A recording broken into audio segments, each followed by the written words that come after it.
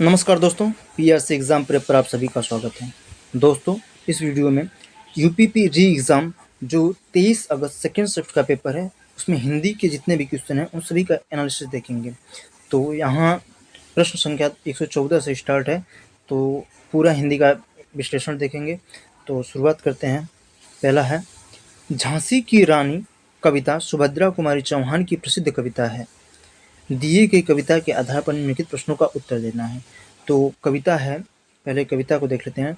लक्ष्मी थी या दुर्गा थी वह स्वयं वीरता की अवतार, देख मराठे पुलकित होते उसके तलवारों के वार, नकली युद्ध व्यूह की रचना और खेलना खूब शिकार, सैन्य घेरना दुर्ग तोड़ना ये थे उसके प्रिय खिलवाड़, महाराष्ट्र कुलदेवी उसकी भी आराध्य भवानी थी, बुंदेले हर बोलों के मुँह हमने सुनी कहानी थी, खूब लड़ी मर्दानी वो तो झांसी वाली रानी थी। तो आइए देखते हैं इसके क्वेश्चन को। पूछा है, कवित्री की अधिकांश रचनाएं, कवित्री कौन है? कवित्री हैं सुभद्रा कुमारी चौहान। इनकी अधिकांश रचनाएं किससे हैं? पूछा है, समाज से रिलेटेड है या वात्सल्यपूर्ण? वात्सल्यपूर्ण का मतलब है माता पिता का अपने बच्चे या संतान के प्रति जो स्नेह होता है उसको वात्सल्य बोलते हैं। या देशभक्तिपूर्ण है या फिर धर्म से रिलेटेड है। तो सुभद्रा कुमारी चौहान की अधिकांश रचनाएं किससे हैं? देशभक्तिपूर्ण है। नेक्स्ट क्वेश्चन है, खूब लड़ी मर्दानी वो तो झांसी वाली रानी थी में मर्दानी शब्द का अर्थ क्या है? तो मर्दानी शब्द का अर्थ है पुरुषत्ववान। उनके उनके कर्म और ऊर्जा की वजह से उन्हें मर्दानी शब्द से संबोधित किया गया है। नेक्स्ट क्वेश्चन, उक्त पद्यांश का शीर्षक हो सकता है। तो उक्त पद्यांश का शीर्षक हो सकता है झांसी की रानी। ऑप्शन नंबर ए बिल्कुल सही है। नेक्स्ट क्वेश्चन, इस कविता की कवित्री का नाम क्या है? तो इस कविता की कवित्री का नाम इसमें पहले ही बता दिया गया है, सुभद्रा कुमारी चौहान। झांसी की रानी कविता सुभद्रा कुमारी चौहान। तो इस कविता की कवित्री का नाम है सुभद्रा कुमारी चौहान।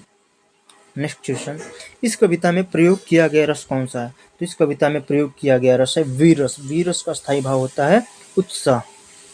नेक्स्ट क्वेश्चन पे बात करेंगे, दिए गए विकल्पों में विधुर का स्त्रीलिंग कौन सा होगा? विधुर उसको बोलते हैं जिसकी पत्नी ना हो, उसको विधुर बोलते हैं, और वह स्त्री जिसका पति ना हो उसको विधवा बोलते हैं। तो इसका विधुर का स्त्रीलिंग होगा विधवा। नेक्स्ट क्वेश्चन, तुम कब आओगे, तुम कब आओगे इस वाक्य में उचित विराम का प्रयोग कीजिए। तुम कब आओगे, कब यानी कि प्रश्नवाचक चिन्ह का एग्जाम्पल है। नेक्स्ट क्वेश्चन, 1987 में मगध कविता के लिए साहित्य अकादमी पुरस्कार किसे दिया गया? मगध कविता के लिए साहित्य अकादमी पुरस्कार श्रीकांत वर्मा को दिया गया। श्रीकांत वर्मा को दिया गया, मरणोपरांत इन्हें दिया गया।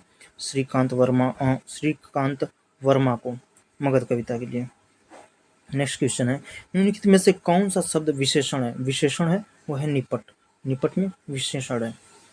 अव्यय कितने प्रकार के होते हैं? तो अव्यय 4 प्रकार के होते हैं। क्रिया विशेषण अव्यय, क्रिया विशेषण अव्यय,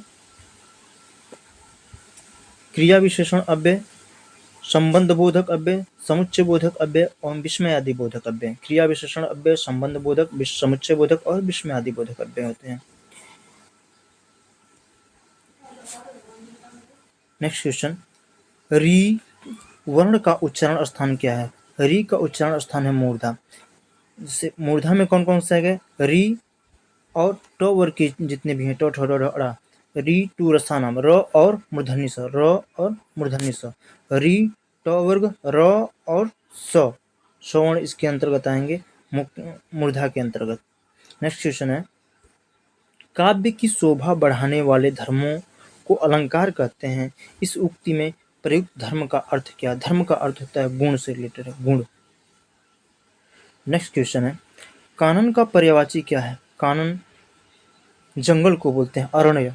इसका सही है अरण्य। कानन का पर्यायवाची है अरण्य।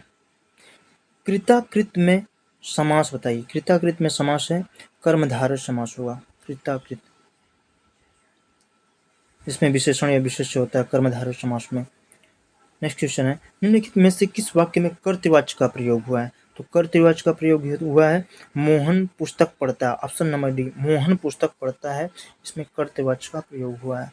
निम्नलिखित में से पुल्लिंग शब्द छांटिए। पुल्लिंग, मेरी चाहत, उसकी रंगत, या मेरी रंगत, उसकी मेहनत। देखिए मेरा आहार, तो ये आहार जो है पुल्लिंग है। माघ फागुन में पड़ने वाली ऋतु के लिए एक शब्द क्या होगा? माघ फागुन में पड़ने वाली ऋतु के लिए शिशिर बोलेंगे, शिशिर। नेक्स्ट क्वेश्चन है, अभिज्ञ शब्द का भिन्नार्थक क्या होगा? अभिज्ञ मीन्स जानकार होता, अनभिज्ञ मतलब जो जानता ना हो, अभिज्ञ जो जानकार है। चीफ की दावत कहानी के रचनाकार कौन है? चीफ की दावत कहानी के रचनाकार है भीष्म साहनी। चीफ की दावत कहानी के रचनाकार है भीष्म साहनी। नेक्स्ट क्वेश्चन है, निम्नलिखित में से कौन सा अर्धविराम चिन्ह है? अर्धविराम चिन्ह है, ये अर्धविराम का चिन्ह है, option number B. Next question है, इति इति शब्द युग्म का सही विकल्प कौन सा है? इति का मतलब होता है समाप्ति और इति का अर्थ होता है बांधा। इति इति का मतलब इसका अर्थ है समाप्ति और इति का अर्थ है बांधा, तो ऑप्शन नंबर ए बिल्कुल सही है। निम्नलिखित में से वाक्य के शुद्ध रूप का चयन कीजिए। तो वाक्य दिया है, मैं गाने की कसरत करता हूँ, नहीं गाने की कसरत थोड़ी होगा। मैं गाने का शौक कर रहा हूँ, नहीं।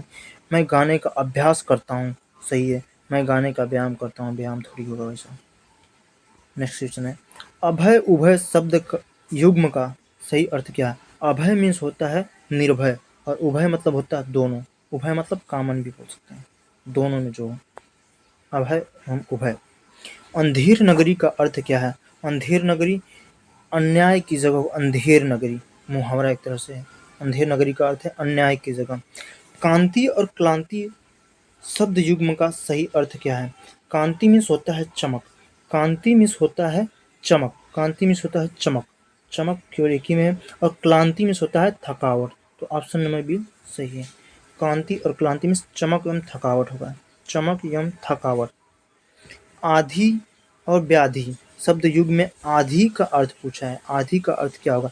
आधी मानसिक कष्ट को बोलते हैं, आधी और व्याधि मतलब होता है रोग, व्याधि मतलब होता है रोग, आधी मतलब मानसिक कष्ट।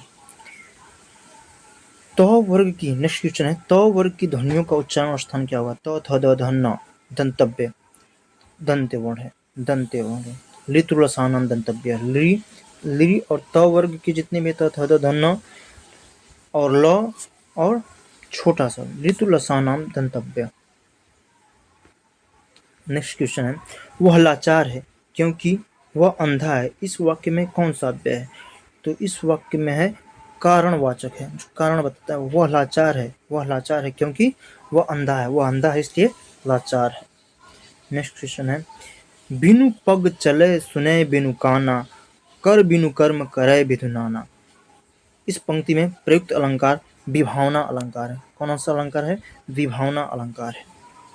नेक्स्ट क्वेश्चन, निम्नलिखित में से किस क्षेत्र में विशेष योगदान के लिए ज्ञानपीठ पुरस्कार दिया जाता है? तो ज्ञानपीठ पुरस्कार साहित्य के क्षेत्र में दिया जाता है। ज्ञानपीठ पुरस्कार साहित्य के क्षेत्र में दिया गया है। इसकी स्थापना हुई थी 1961 में और पहली बार दिया गया था 1965 में। नेक्स्ट क्वेश्चन है, दवाई शब्द का सही बहुवचन वाला विकल्प कौन सा है? दवाई का सीधे से दवाई का बहुवचन पूछा है, तो दवाई का सही बहुवचन होगा दवाइयाँ। जब कोई जैसे जो बड़ी ई होता है वो जो उसका बहुवचन बनाने पे छोटी ई में कन्वर्ट हो जाता है, दवाई का हो जाएगा दवाइयाँ, ना कि बड़ी ई होगा। नेक्स्ट क्वेश्चन है, वर्णमाला किसे कहते हैं? तो वर्णमाला वर्णों की व्यवस्थित समूह को वर्णमाला कहते हैं, वर्णों की व्यवस्थित समूह को वर्णमाला कहते हैं, ऑप्शन नंबर सी, वर्णों की व्यवस्थित समूह को वर्णमाला कहते हैं। नेक्स्ट क्वेश्चन है, अंगारे बरसना मुहावरे का सही अर्थ क्या है? अंगारे बरसना का सही अर्थ है कड़ी धूप होना, कड़ी धूप होना अंगारे बरसना का सही अर्थ है। घर का रहस्य जानने वाला बड़ा घातक होता है, अर्थ की बोधक लोकोक्ति पूछा है। लोकोक्ति क्या है? तो घर का रहस्य जानने वाला बड़ा घातक होता है, यानी घर खीर तो बाहर खीर नहीं, घर का वेदी लंका ढाए, मतलब घर का वेदी लंका ढाए, घर का रहस्य जानने वाला बड़ा घातक होता है, घर का वेदी लंका ढाए। नेक्स्ट क्वेश्चन है, निम्नलिखित में से विशेषण शब्द कौन सा है? विशेषण सुंदर, सुंदर विशेषण शब्द है, सुंदर किसी की विशेषता बताए हुआ सुंदर है। मुझे बारिश में भीगना पसंद नहीं है, किस सर्वनाम का उदाहरण है? इसमें प्रथम एवं उत्तम दोनों होगा। मुझे बारिश में भीगना पसंद नहीं है। निर्वासित में कौन सा प्रत्यय है? तो निर्वासित में निर्वास, निर्वास प्लस इथ, निर्वासित, ऑप्शन नंबर ए इथ प्रत्यय का प्रयोग हुआ है। तो ये रहे हिंदी के 37 प्रश्न।